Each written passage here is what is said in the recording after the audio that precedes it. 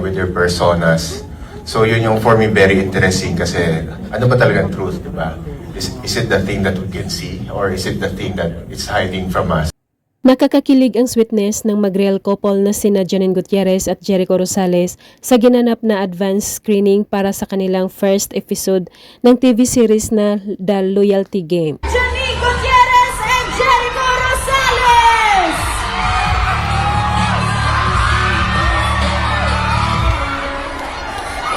Ito ang pangalawang pagkakataon na magkasama sa isang project ang dalawa bilang mag-asawa.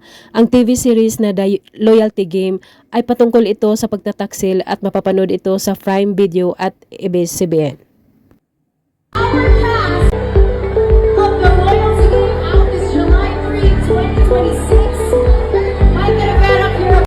At matagal-tagal na ring nasundan ang una nilang project noon bilang mag-asawa, ang TV series na Lavender Fields, at siguradong aabangan at panunuorin ng kanilang mga tagahanga ang kanilang pagbabalik tambalan.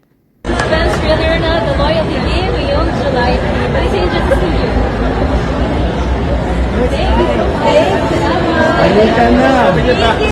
Pagkaupo pa lang nila sa stage, kinuha na kaagad ni Janine Gutierrez ang pagkakataong magpasalamat sa lahat ng pumunta sa kanilang The Loyalty Game first episode advance screening.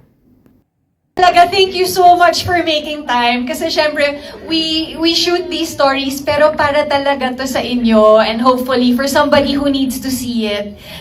Sumunod naman na nagpapasalamat si Jericho Rosales sa lahat na nagpapakita ng suporta para sa kanilang buong cast ng The Loyalty Game. Ayon pa nito, nirerespeto nila ang lahat ng mga opinion patungkol sa kanilang TV series. Thank you for having fun with us. We really respect your respect your opinion. That's why we're all here. So we all serve one great purpose. Tinututukan ng mga kameras ang tagpo kung saan napakasweet ni na Jericho at Janine na nagtititigan, nagingitian habang nag-uusap dahil ang ibang cast pa ang in-interview ng mga press. Also works abroad, so nasa Hong Kong siya. You'll see her there, and I think that will play a very pivotal role kung ano yung mga next steps. Pagkatapos panoorin ang unang episode ng kanilang advance screening na ginanap sa Trinoma Cinema 6, nagyayakapan ang ikunin dahil sa tuwa at sa kinalalabasan ng kanilang TV series. Well, marami pang hindi nag-upload eh. Diba? Marami pa. Oo, wala pa. Si Robbie, nakakita ba nakikita? Si Robbie din, wala pa.